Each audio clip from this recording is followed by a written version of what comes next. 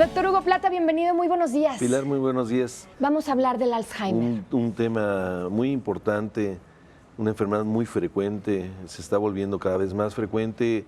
Las expectativas de la OMS nos indican que puede aumentar hasta un 50% en los próximos 20 años. Las causas no se saben, Claro. Estamos hablando de la enfermedad de Alzheimer. Así es. Doctor, ¿cuál es la enfermedad de Alzheimer? ¿Cómo la podemos definir? La enfermedad de Alzheimer es un proceso degenerativo del sistema nervioso central de causa desconocida, pero que tiene su fisiopatología o su daño a nivel bioquímico y físico, a nivel de las neuronas y del tejido cerebral en general.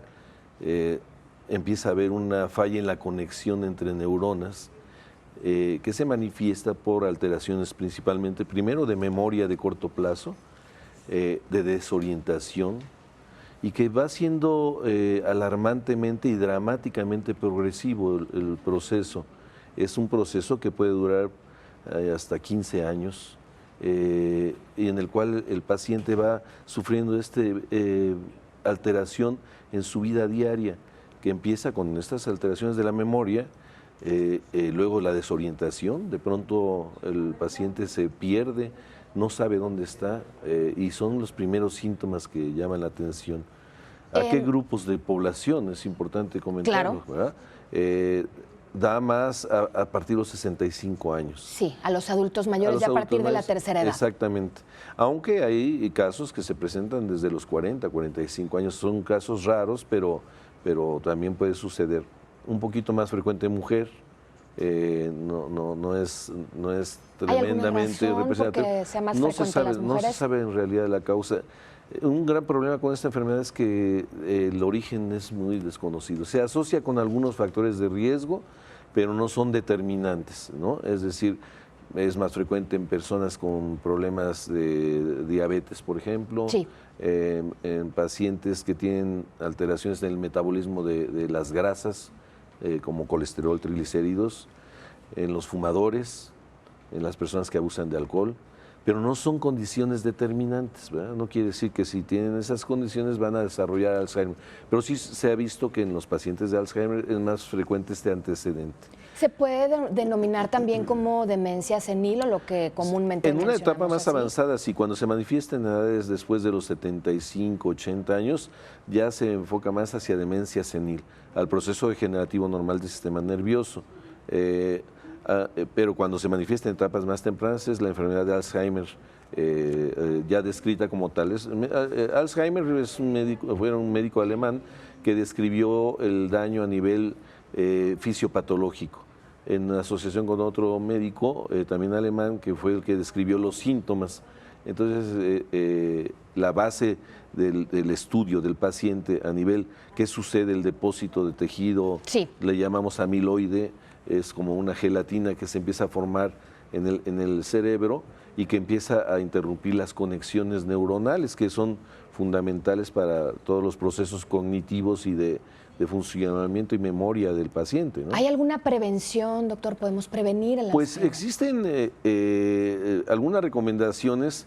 Se habla que se han hecho estudios retrospectivos de que es menos frecuente, por ejemplo, en la gente que tiene mucha actividad intelectual. Por ejemplo, se hizo un estudio entre jugadores de ajedrez y es menos frecuente de las personas que tienen actividades intelectuales más frecuentes. Por ejemplo, las personas que leen mucho, de investigadores, es un poquito menos frecuente. He oído también la gente que hace crucigramas y ese tipo de cosas. Sí, exactamente, este tipo de cosas en donde se ejercita el cerebro, ¿eh? Se está constantemente haciendo actividades que permiten un esfuerzo cerebral de memoria, de raciocinio, ¿no? Del cálculo matemático. Por ejemplo, en esas personas se supone que es menos frecuente, aunque no es una condición sine qua non, o sea, puede haber gente con una alta capacidad intelectual que también desarrolla Alzheimer. Doctor, y por ejemplo, las señales de alarma, nosotros tenemos que acudir a nuestro médico para tener un diagnóstico y siempre es importante, pero ¿cuál sería un síntoma en que nosotros tendríamos que prender un foco rojo para identificarlo? Yo creo que problemas de memoria inmediata en personas jóvenes, digamos de 60 años en adelante, ¿no? Eso creo como que sería el primer signo o síntoma que alarmaría ¿no? Se me olvidan las cosas muy frecuentes. Y todavía no tengo la edad de 70 años en que ya es algo más frecuente. La desorientación creo que sería un síntoma de alarma importante, ¿no? Que de pronto no sé dónde estoy y cómo llegué aquí y me tengo que comunicar a la casa de pronto y decir, pues ayúdenme porque estoy perdido, ¿no? Creo que es uno de los síntomas importantes. Y ya cuando el proceso se empieza a desarrollar, es variable la intensidad. Hay gente que lo desarrolla en muy poco tiempo y con cambios dramáticos, sí, en los cuales el paciente va perdiendo ya su esencia, ¿no? Ya no reconoce a la gente, ya no puede hacer funciones básicas como alimentarse, como asearse, sí, sí, incluso abotonarse la camisa, o sea, pero es en una etapa ya de avance, aunque el avance te digo que es muy variable de persona a persona, ¿no? ¿Cuál es el tratamiento o los cuidados? La verdad es que no existen tratamientos importantes, dado que hay un problema de un neurotransmisor que se llama acetilcolina, se dan medicamentos que ayudan a que mejore este transmisor, pero no es un tratamiento que definitivamente modifique mucho la evolución. Lo más importante creo que es el cuidado del paciente, ¿no? Los cuidadores, que se prepare a la gente que está alrededor, para que las primeras etapas todavía lo puedan hacer y en etapas avanzadas ya en cuidados especiales en un lugar también especializado para ese tratamiento. Porque llega un momento en que ya los pacientes ya no pueden estar en su casa, ¿no? Tienen que ser con cuidados ya a nivel clínico especializado en lugares donde se trate Alzheimer. Claro, entonces tiene que ser especializado ya en la etapa avanzada. Definitivamente, sí. Doctor, muchas gracias. Pues bueno. Gracias por acompañarnos aquí en Salud Integral.